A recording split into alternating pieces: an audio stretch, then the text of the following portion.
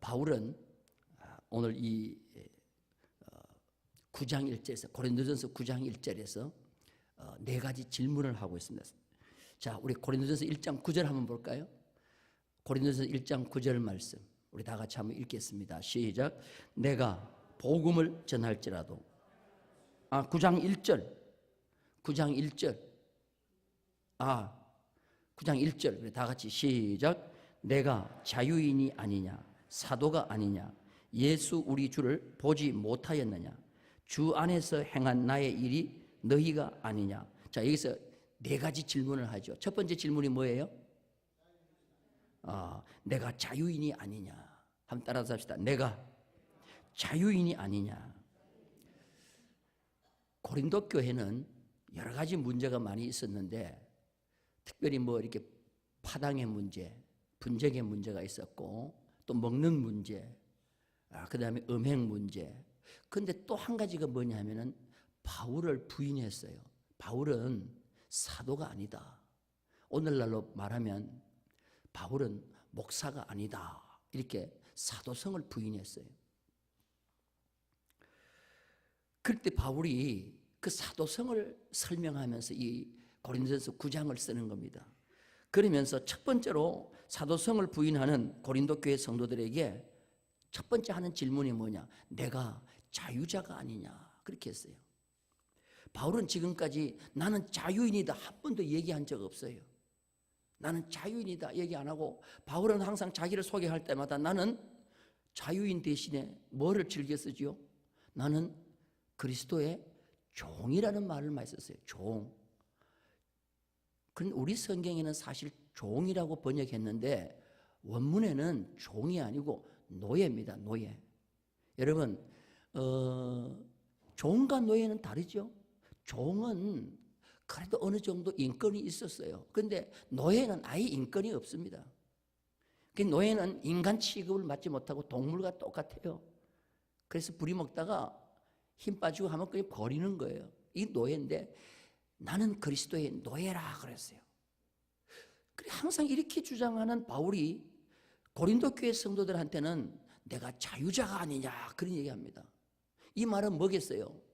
내가 노예처럼 안 살아도 될 사람인데 지금 노예처럼 산다는 거예요.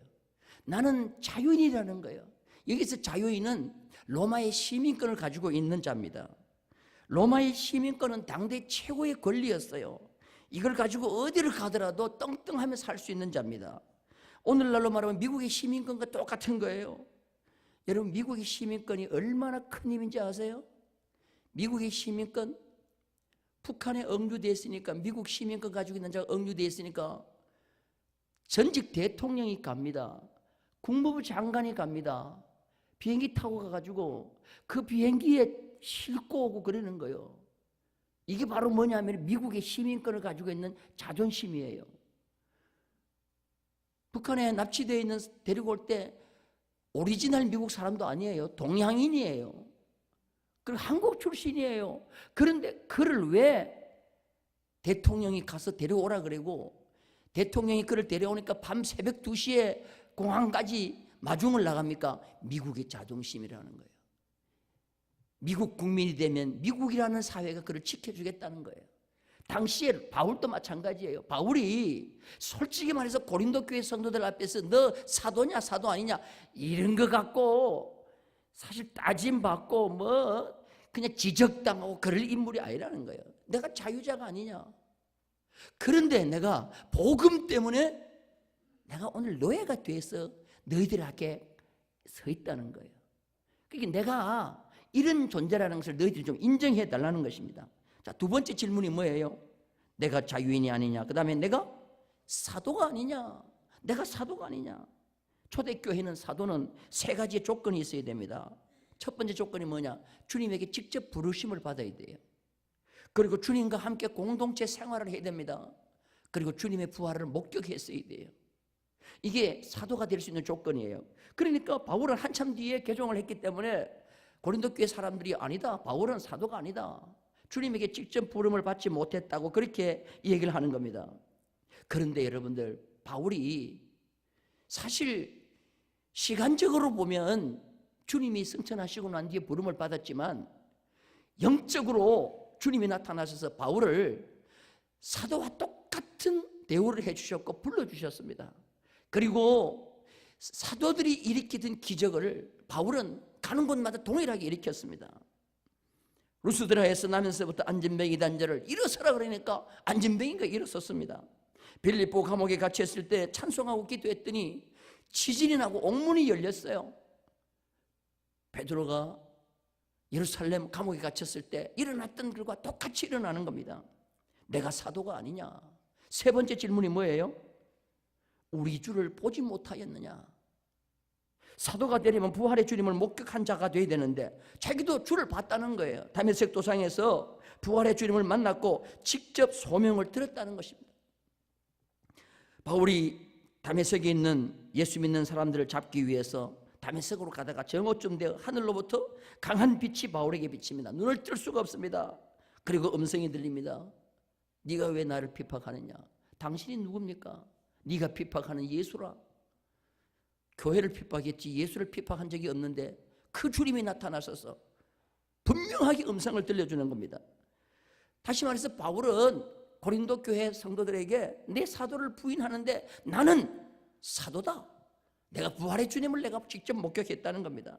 그래서 여러분들 성경을 가만히 보면 로마서를 쓸 때하고 고린도 전후서를 쓸 때하고 좀 달라요. 1장 1절이.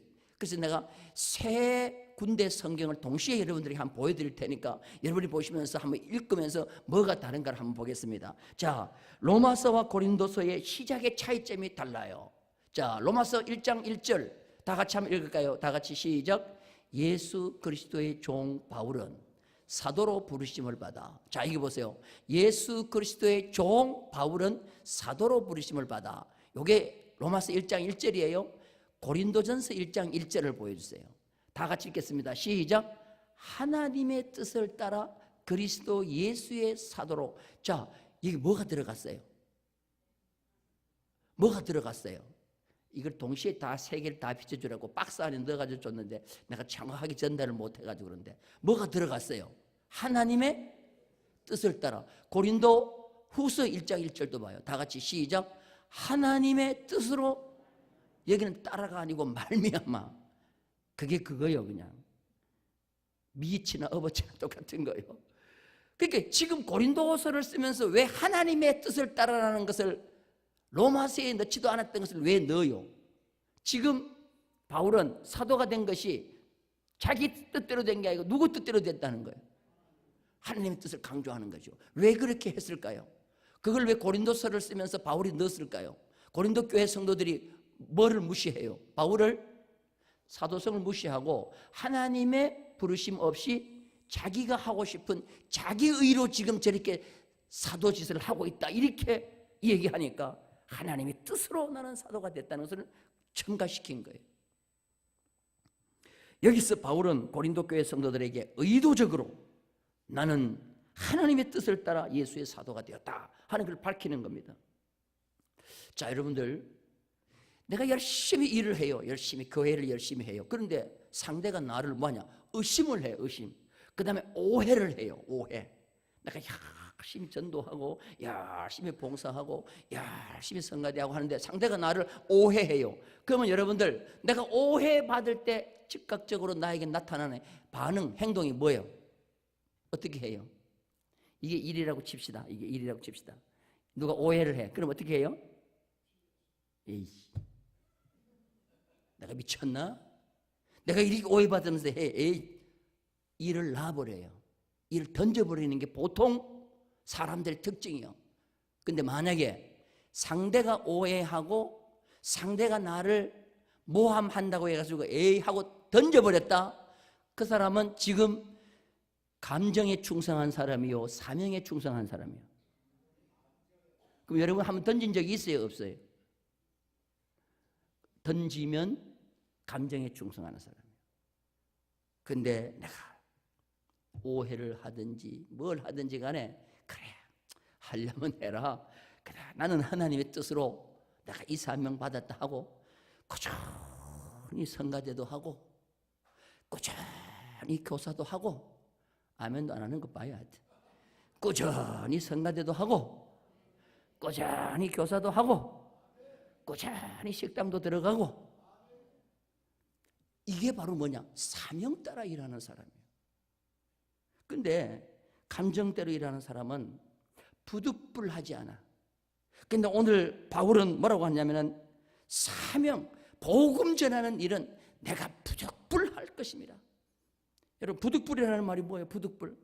억지로 하는 거요? 아니면은 막 그냥 막 끝까지 하는 거, 어떤 어려움이 와도 하는 거, 반드시 하는 거, 피하기 어려운 거, 이것이 부득불이에요? 아니면은 뭐 하다가 하기 싫으면 그냥 그만두는 게 부득불이에요? 따라서 부득불. 이거는 어떤 경우에서도 하는 것을 부득불함이라. 근데 피치 못해서 하고, 그냥 눈도장 찍기 위해서 하고, 이거는 조그마한 어려움이 오고 조그마한 모함이 오면은 던져버리는 거예요. 여러분, 절대로 이거 사명 던지지 말기를 바랍니다. 이렇게 오더라도 바울은 뭐냐? 부득불 복음을 전하는 거예요. 피하기 어려워. 이 사명은 피하기 어려운 겁니다. 전도, 전도는 부득불하는 거예요. 바울은 그렇게 오해를 받으면서도 나는 복음 전하는 일을 절대로 그만두지 않겠다. 이걸 내가 만약에 하지 않으면 내게 뭐가 온다고요? 화가 온다. 여러분, 아무리 내가 열심히 충성하더라도 감정에 일하다가 내가 이걸 던져버린다? 그러면 안 된다는 거예요. 그럼 내게 화가 온다는 거예요. 사명이라는 게 뭡니까? 사명은 멈출 수 없는 것이 사명이고, 어떤 경우에도 붙잡고 가는 것이 사명인 줄로 믿습니다. 우리가 하나님의 일꾼 되고 하나님께서 나에게 이런 것을 맡겼을 때 사명을 맡긴 거랑 똑같단 말이죠. 그런데 이거 쉽게 포기할 수 없는 거예요. 이거는 끝까지 가는 거예요. 여러분들, 사명 가지고 일하는 자가 되기를 주님의 이름으로 축원합니다. 저는 신학교 들어가가지고 이해가 안 되는 것이 있었어요. 신학교 들어가니까 어떤 친구들이 한 학기 하고 2학기 때 안 보여. 그리고 왜 안 보이냐고 그랬더니 돈이 없어서 등록을 못 해가지고 학교를 그냥 쉰다고 하더라고. 나 이해가 안 됐어요. 돈이 없는 거는 그 신학생이지 하나님이 돈이 없냐고. 돈 없는 건 그 신학생 본인이지 하나님이 돈 있는 사람들 얼마나 하나님이 거느리고 있는데 어떻게 그거 없다고 주의 종회로 걸어가야 될 자가 돈 때문에 신학교를 쉴 수 있냐는 얘기죠. 저는 어떤 어려움이 와도 휴학은 없다. 저는 일찍 신학교도 들어갔지만 어떤 어려움이 와도 그대로 해가지고 그대로 졸업을 했어요. 그래서 나이는 어리지만 완전히 우리 친구 동기들하고 나이 차이가 있으면서도 난 그대로 하는 거예요. 따라서 합시다. 사명은 어떤 어려움이 와도 멈출 수 있다. 정신 차리고 들어요. 지금 몇 분이 지금 눈을 감고 있기 때문에 내가 지금 그러는 거예요. 어떤 경우에도 멈출 수가 없는 거예요. 등록금이 왔는데 돈이 없어요. 여보, 우리 등록금이 없는데 등록금 처리됐는데 돈 없다. 그럼 어떻게? 그 겨울에 아이고 문산 추위는요 영하 20도 21도 2월달 돼도 그래요. 3월달 등록금을 내야 되는데 없어요. 그러면 하나님, 나는 신학 공부를 멈출 수가 없습니다. 하나님하고 그 애기 둘을 그냥 싸매어가지고 그 추운데 교회 가가지고 철야기도 하는 거예요. 하나님, 나는 없지만 하나님은 부자인 줄로 믿습니다. 와, 이거 그렇게 되면요 등록금 할 때 되면 그냥 뭐 권사님, 집사님, 장로님, 아이고 철야기도 하신다면서요. 뭐 이때 철야기도 하는 거 보니 등록금이 없는가 봐요. 자, 여러분, 하고 남아요. 그럼 나는 또 정직해서 돌려줘. 그냥 책 사면 될 텐데 돌려줘. 이거 등록금 하라고 주셨는데 20만 원이 남았습니다. 이거 2학기 때 보태주세요 하고 돌려줘. 그럼 또 그걸 돌려받아 또. 그런데요, 그렇게 하면 얼마나 재미가 있는지 몰라. 여러분, 사명은 멈출 수 없는 거고 포기할 수 없는 것이 사명인 줄로 믿습니다. 사명은 내가 이 일을 위해서 태어났다고 보는 것이 사명이에요. 전도는 선택 과목이 아니고 사명인 것이에요. 그렇기 때문에 이것은 이 일을 위해서 내가 이 세상에 태어났다라고 보는 겁니다. 그래서 여러분들, 예수 안 믿는다, 교회 안 나간다는 소리만 들리면 어떤 생각을 해야 되느냐? 아하, 내가 저 사람 교회 나오게 하기 위해서 하나님이 나를 부르셨구나, 그렇게 생각하고 기도하시면서 어떤 일이 있더라도 뭐예요? 교회 나오도록 하셔야 되는 거예요. 자, 여러분들 한번 정직하게 한번 손 들어봐요. 내가 좀 파악하려고 그러니까. 다음 주일날 우리 후반기 전도 대상자에 내가 모시고 올 분이 있습니다, 오기로 했습니다, 한번 손 한번 들어봐봐요. 이렇게 한 분, 두 분, 세 분, 네 분, 다섯, 여섯, 일곱. 이쪽 동네는 어떻게 전부 다 차리에 타고 계셔? 저를 봐요, 저를 봐. 한 주간 시간이 있어요. 따라서 합시다. 전도는 선택 과목이다. 또 솔직하게 따라하는 거예요. 전도는 선택 과목이 아니고 뭐라고 그랬어요? 필수 과목이다. 필수 과목이다. 제가 그런 설교를 한번 한 적이 있어요. 한번 따라서 합시다. 감정에 충성하지 말고 뭐에 충성하라? 사명에 충성하라. 따라서 사명에 충성하라. 여러분, 감정에 충성하는 사람하고 사명에 충성하는 사람 달라요. 어떻게 보면 감정에 충성하는 사람이요 더 열심히 충성하는 것 같아요. 그런데 감정에 충성하는 사람은 어려움이 오면 일을 놔버려요. 일을 놔버려. 그거는 감정에 충성하는 사람이에요. 근데 사명에 충성하는 사람은 감정에 충성하는 사람도 열정이 없는 것 같아. 그런데 불도저처럼 끝까지 그 길을 달려가는 거예요. 이게 여러분, 이게 바로 뭐냐면은 사명에 충성하는 사람이에요. 바울은 사도성이 의심받으면서 사도가 아니라 그러고, 뭘 하더라도 그냥 사례금 안 받으니까 사도가 아니기 때문에 그냥 양심은 있어서 사례금 안 받는다 그러고 별별 오해를 다 하는 거예요. 천막을 만들면서 낮에는 천막 만들고 밤에는 복음 전하니까 저 봐라, 저 떳떳하지 못하니까 천막 만들고 있지 않느냐. 별별 오해를 다 하는 거예요. 그래도 당신들이 나를 그렇게 오해하지만 나는 복음 전하는 거는 부득불해야 된다. 왜? 이걸 놓으면은 내게 하나님의 복이 오지 않고 화가 임한다. 여러분, 사명은 놓으면 안 되는 거예요. 사명 가지고 전도하는 사람은 막을 수 없는 겁니다. 절대로 막을 수가 없어요. 오늘 여러분들 다시 한번 이 말씀을 통하여 도전을 받고 이 한 주간 동안 태신자들 이름 적었잖아요. 이름 써냈잖아요.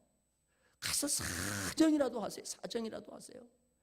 그래서 하여튼 어떻게라도 기도하고, 또 하나님이 움직이지 않으면 절대로 안 와요. 그러니까 기도하면서 하나님, 저 영혼을 하나님께서 꼭 생명록의 이름을 기록할 수 있도록 인도하여 주옵소서. 여러분, 기도하기를 주님의 이름으로 축원합니다. 전도 실화를 보면 감동적인 것이 너무 있어요. 그래서 내가 그 글을 하나 읽고 여러분들에게 말씀을 드리려고 합니다.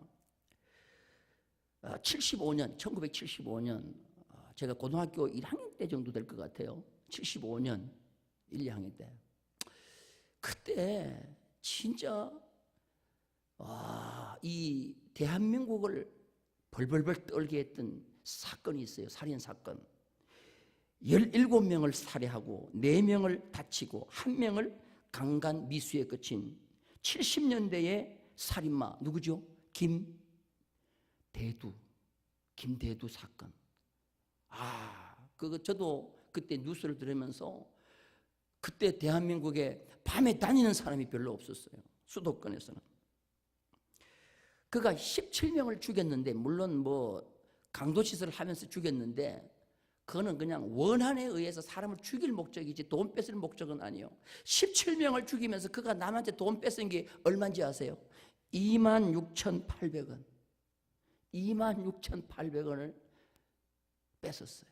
그리고 죽이기는 17명을 죽였어요. 그가 결국은 사형 언도를 받았습니다. 10월 달인가 이제 검거가 되고 12월 달에 그냥 사형 언도를 했어요. 이런 사람은 오래 둘 필요가 없다 해갖고 속전속결로 해갖고 12월 달 사형 언도를 받고 이제 사형 날짜를 기다립니다. 근데 사형 언도를 받으면 반드시 교화위원이라고 있어요. 교화위원이 가가지고 그 사람을 그대로 죽게 하지 않고 양심이나 종교나 어떻게 기화하게 해서 자기의 죄를 잘못하게 하고 인정하게 하고 이제 사형을 시키는 거예요. 그래서 교화위원으로 기독교인이 이제 발족이 된 위촉이 됐는데 김회원 집사라는 분이 제가 알기로는 검사 부인 같아요. 그때 그 김대두를 취재했던 검사의 부인인데 재판장인지 검사의 부인인데 믿음이 좋아요. 그러니까 여보 김대두가 저렇게 악하지만 그래도 양심이 있는 것 같아. 그래갖고 그 부인 김혜원 집사를 교화위원으로 위촉했어요. 그래 찾아가가지고 성경을 줬더니 그 이튿날 보니까 성경이 다 찢어져가지고 벽에다가 다 붙여가 놨더라는 거예요. 다 붙여놓고 코 풀어놓고 막 그려놨더라는 거예요. 그런데도 김혜원 씨가 계속 그 사람을 만나고 전도했어요. 그럴 때 주위에 있는 사람들이 세상 사람 다 변화돼도 김대두는 변화 안 된다. 그건 허공을 치는 일이라 그랬어요. 그런데 여러분들 복음에는 그렇지 않습니다. 복음은요 놀라운 역사가 나타나고 하나님이 개입되는 겁니다. 계속 기도했더니 그 김대두가 드디어 마음의 문을 열고 예수 그리스도를 영접한 거예요. 그러면서 그가 일기를 쓰고 편지를 썼는데 그가 형장에 이슬로 사라지기 전까지 수많은 사람들의 편지를 썼는데 김혜원 씨한테 쓴 편지가 있어요. 그 여름에 쓴 편지가 있는데 7월 22일 날 쓴 편지가 있는데 자 우리 편지 한번 읽어봐요. 다 같이 읽겠습니다. 사형수 김대두의 편지 76년 7월 22일 다 같이 읽겠습니다. 어느덧 모진 장마도 지나가고 무더운 날씨가 계속되는 이때 제수 대두는 살아계신 하나님과 주님의 은혜 가운데 할렐루야 찬송을 부르면서 모든 지은 죄를 주님 앞에 속죄하면서 사랑이 풍성하신 주님 앞에 기도를 드리고 있습니다. 이게 누가 쓴 거냐면은 김대두가 쓴 거예요. 17명을 죽인 김대두가 쓴 거예요. 여러분, 우리가 전도하는 사람 가운데 김대두보다 더 악한 사람 있어요? 근데 우리는 쉽게 포기하잖아요. 아이, 저 사람 교회 안 나와. 아니에요. 하나님이 역사하시고 성령이 역사하시면 김대두도 눈물을 흘리면서 회개합니다. 김대두가 감옥에 있을 때 그때 대마초 사건으로 연예인들, 가수들 막 잡아넣었어요. 막 잡아넣었어요. 그런데 그때 그 감방에 누가 들었는가 하면 여러분들 이종용이라는 가수 아죠? 75년대 노래 히트친 노래가 있잖아요. 뭐죠? 나도 굉장히 잘 불렀습니다. 너 낙엽지던 그 숲속에 파란 진짜 낭낭한 목소리로요. 그런데 대마초 사건으로 김대두가 있는 감방에 온 거예요. 김대두가 전도를 합니다. 뭐 누군지도 모르고 전도합니다. 너 예수 믿어. 이종용이한테 가가지고 너 노래 부를 가수냐? 예수 믿어. 그러니까 김대두인 줄 모르고 그냥 화를 뻘컥 내면서 내가 예수 믿는 것 보라고. 그러니까 김대두가 우통을 딱 벗고 너 나 누군지 알아? 내 김대두야. 너 안 믿으면 네 죽여. 그냥 이종용이가 아이고 형님 제가 예수 믿겠습니다. 그때 예수 믿어가지고 목사가 된 거예요. 이종용이가 그래서 목사가 됐더라니까. 여러분들 이거는 그 전도에 아주 좋은 그 예화 가운데 사건이에요. 그렇게 안 믿으니까 그냥 막 엄포를 놓고 겁을 주워가지고 예수 믿게 했더니 그게 솔직히 말해서 이종용이가 목사가 될 줄 어떻게 알아? 나도 깜짝 놀랐어요. 아이고야 그 대마초처럼 이렇게 부르던 그 가수가 지금 보면은 이종용 씨 보면은요 참 아주 노래 부를 때하고는 천지 차이죠. 참 자상하게 그 목회자가 돼가지고 얼마나 목회를 잘하는지 몰라요. 나중에 김대두가 사형 언도를 받고 이제 사형장에 갑니다. 그 김혜원 씨의 일기를 읽어보면요, 새벽같이 교도소에서 전화가 왔대요. 그 새벽에 전화 오면 이건 오늘 사형하는 날이다. 그래서 보기 싫어서 안 갔는데 거기 기적이 일어난 거예요. 기적이. 그냥 김대두가 아침 일찍이 사형받기 위해서 아침 새벽에 일찍이 사형한다 그러대요. 재수 번호를 딱 부르니까 아, 사형장에 끌려가는구나. 모든 재수들이 다 알죠. 보통 이른 아침에 좋은 밥이 나온대요. 아침 잘 먹고 가라고. 마지막 계란 후라이도 하나 더 나오고. 그리고 아침에 가자 그러면요, 안 가려고 발버둥을 친답니다. 오줌 똥을 줄줄 싸고요. 100m 가는데 4시간 걸리는 사람도 있답니다. 그리고 일부러 신발을 벗긴데 신발을 벗고 다시 신발 찾으러 가야 된다고 하면서 또 뒤로 돌아서 가고.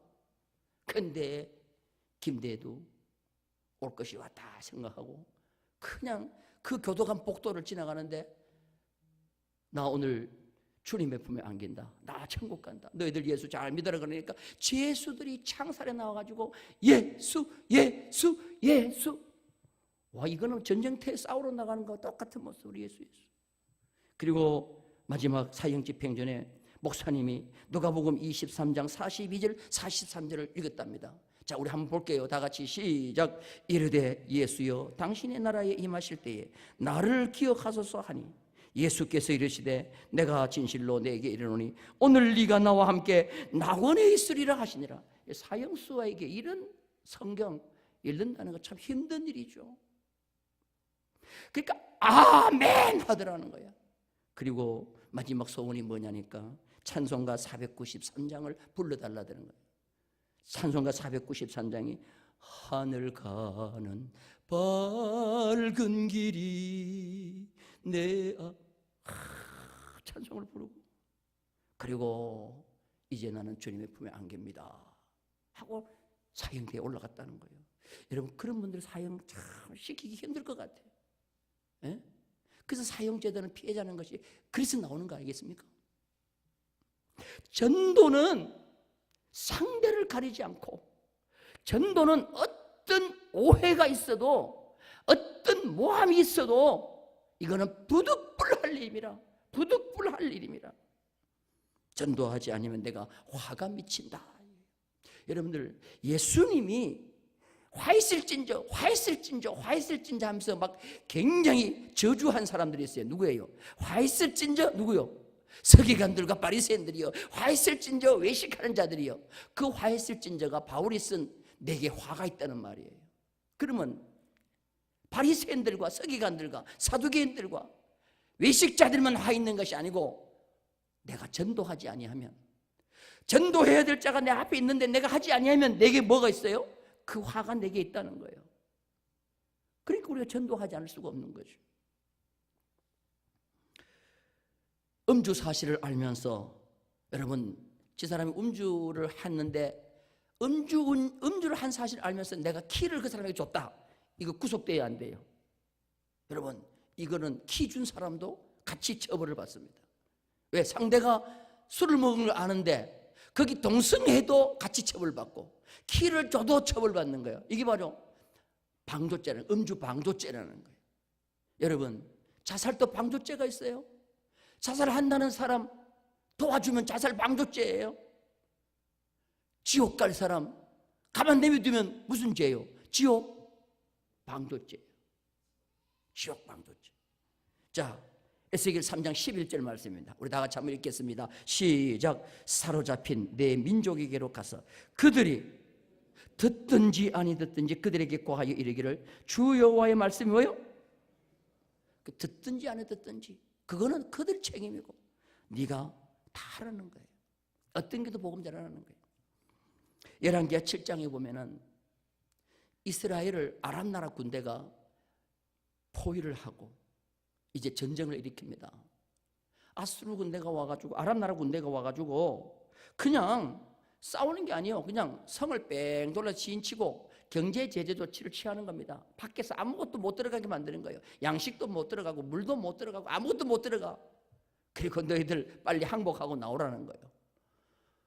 그러니까 성 안에 얼마나 먹을 것이 다 떨어졌는지 이제는 자식들을 잡아먹는 거예요. 그래서 어떤 엄마가 오늘은 내 자식 잡아먹고 내일은 네 자식 잡아먹자 하고는 잡아먹었는데 그 이튿날 되니까 자기 자식 내놓을 때는 안 내놓는 거야. 그러니까 이 이야기를 듣고 왕이 얼마나 기가 차겠어요. 성이 완전히 굶주린 거야. 그런데 그때 성문 밖에 누가 있었나? 거지 4명이 있었어. 나환자 4명이 있었어요. 이 나환자 4명이 야, 우리 나환자 신세에 성에 들어가도 굶어 죽고 저 아람 나라 군대 가가지고 때리면 그냥 맞아 죽고 그래도 한번 양식이나 있는 아람 나라 군대 가서 항복하자. 그래야 우리가 살지 않겠냐 하고는 그 4명의 나환자가 아람 나라 군대에 항복하러 가는 거예요. 4명이 자 손을 딱 잡고 갑니다. 그런데요, 그 가는 소리를 수많은 마차와 군대가 오는 소리로 하나님이 만들어버린 거예요. 그래가지고 아람 나라 군대가 가만 보니까 야, 저 막 성 안에서 수많은 군대가 막 공격해오는 소리가 나는 거예요. 혼비백산하고 아람 나라 군대가 다 도망가 버렸어. 4명의 나환자가 아람 나라 군대에 가보니까 먹을 것을 쌓아놓고 지금 그들은 여유있게 기다리고 있었는 거예요. 이스라엘에 항복하도록. 그래서 먹을 것 먹고 입을 것 입고 그냥 막 신나게 종일 동안 있다가 이 나환자들이 야, 이렇게 해서는 안 된다. 이 좋은 소식, 이 좋은 날 풍부한 이 소식 우리만 먹어도 안 된다. 저 성은 지금 굶어 죽어가고 있는데 이 좋은 소식을 우리만 있으면 하나님이 벌 위에 벌을 내린다. 우리 저 예루살렘 성 안에 가가지고 이 좋은 소식을 전하자 하고 이 나환자 4명이 성 안으로 가는 거예요. 자, 우리 성경 한번 볼게요. 자, 열왕기하 7장 9절입니다. 열왕기하 7장 9절 다 같이 읽겠습니다. 시작. 우리가 이렇게 해서는 아니 되겠도다. 오늘은 아름다운 소식이 있는 날이거늘 우리가 침묵하고 있도다. 만일 밝은 아침까지 기다리면 벌이 우리에게 미칠지니 이제 떠나 왕궁에 가서 알리자 하고, 여러분들 이 나환자 4명이 이 아름다운 소식을 왕궁에 알리지 않으면 우리에게 뭐가 온다고요? 하나님께서 우리에게 벌을 내리신다는 거예요. 우리가 침묵하고 있으면 안 된다. 오늘 이것이 바로 좋은 소식 복음을 우리가 알지 못하는 사람에게 전해야 된다는 것입니다. 이 세상에서 가장 아름다운 소식은 뭡니까? 복음인 것입니다. 예수 그리스도가 우리의 구주시며 현세와 내재의 구주시고 우리를 위하여 십자가 죽으신 복음이 가장 좋은 소식 아닙니까? 그걸 우리는 알고 구원받고 천국 백성 됐는데 우리만 먹고 마시고 누리고 있으면 역시 뭐예요? 4명의 환자가 얘기한 것처럼, 나병 환자인 것처럼 하나님이 벌 위에 벌을 내리신다는 거예요. 그래서 에스겔 선지자는요, 어떤지 간에 우리는 복음을 전해야지. 만약에 내가 복음을 전하지 아니하여 그 영혼이 죽을 때 그 영혼이 죽은 핏값을 나에게서 찾는다고 그렇게 얘기한 거예요. 자, 우리 성경 한번 봅니다. 에스겔 3장 18절 19절입니다. 다 같이 시작. 가령 내가 악인에게 말하기를 너는 꼭 죽으리라 할 때에 네가 깨우치지 아니하거나 말로 악인에게 일러서 그의 악한 길을 떠나 생명을 구원하게 하지 아니하면 그 악인은 그의 죄악 중에서 죽으려니와 내가 그의 핏값을 내 손에서 찾을 것이요. 19절 네가 악인을 깨우치되 그가 그의 악한 마음과 악한 행위에서 돌이키지 아니하면 그는 그의 죄악 중에서 죽으려니와 너는 내 생명을 보존하리라. 그래서 우리는 정말 하나님 앞에 오늘 이 자세로, 에스겔에게 한 말씀 자세로 듣든지 안 듣든지, 그리고 내에게서 그 영혼의 죽음의 핏값을 찾지 않도록 우리는 그에게 복음을 전하는 그런 자가 되어야 될 줄로 믿습니다. 그리고 특별히 전도는 기도하셔야 돼요. 기도하면 하나님께서 역사하십니다. 기도하면 하나님이 움직이시는 거예요. 그래서 여러분 전도하는 사람은 절대로 기도하셔야 돼요. 그래서 우리 다니엘 기도회 하면서도 계속 기도하고 금요일 날 기도하면서도 중보기도할 때 그 이름을 불러가면서 기도하는 거예요. 이번 한 주간 동안 여러분들 최선을 다해서 그들에게 여러분들 잘 대접도 하고 그들의 비위도 맞춰주지만 또 기도도 하고 해서 여러분 성공적인 그런 전도가 되야 됩니다. 6.25 전쟁이 있기 전입니다. 인민군 장교 부인이 교회를 열심히 다녀요. 근데 인민군 장교가 이 자기 부인이 교회 다니는 게 자기 이제 모가지가 날아갈 입장이 되니까 그렇게 반대하는데도 맞아도 가고 막 하여튼 때려도 가고 그렇게 열심히 가는 거예요. 근데 교회만 가면 좋을 텐데 교회 갔다 와가지고 새벽기도 마치고 난 뒤에 항상 이 잠자고 있는 자기 남편의 손을 딱 잡고 기도를 하다가 그냥 찬송을 부르는데 맨날 내 주를 가까이 하게 하면 십자가 진 같은 고생이나 그러면서 계속 그 찬송을 부르는 거예요. 그러니까 이 인민군 장교가 찬송과 내 주를 가까이는 다 외워. 근데 6.25 전쟁이 일어나가지고 이 장교가 포로가 됐어요. 거제도까지 포로가 되어 왔어요. 그래서 미군 그때 포로 수용소 이제 악한 사람하고 막 가리면서 여기 교회 다니는 사람 있으면 나오라 그러니까 교회 다니는 사람 나오라니까 이 장교가 나간 거예요. 교회 다니는 증거를 대라고. 너 찬송가 부르는 게 있으면 하나 하라니까. 맨날 부인이 새벽기도 갔다 와서 부른 찬송가 뭐예요? 내 주를 가까이, 내 주를 빠져, 이쪽으로 빠져. 그래서 그 사람이 거기서 살아가지고 다시 돌아가서 믿음 생활 잘했다는 거예요. 우리는 다음 주일 전도 작정자를 모시고 오는 그런 전도 대상자 전도 주일입니다. 한 생명이 천하보다 귀한데 오전에는 감사 예배로 또한 전도자들을 이렇게 주님 앞에 드리는 것입니다. 오늘 바울은 그런 얘기해요. 고린도 교회 성도보다도 너희들이 나의 열매다. 너희들이 나의 열매다. 우리 추수감사 될 때 곡식의 열매를 드리는데 하나님이 기뻐하는 그 곡식 열매보다도 영혼의 열매를 하나님이 가장 기뻐하실 줄로 믿습니다. 할렐루야. 우리 같이 손 드신 7분인가요? 그분 말고 더 많은 성도님들이 우리가 모시고 와서 하나님 앞에 정말 멋진 추수감사절 예배를 드릴 수 있는 우리 모두가 되기를 주님의 이름으로 축원합니다.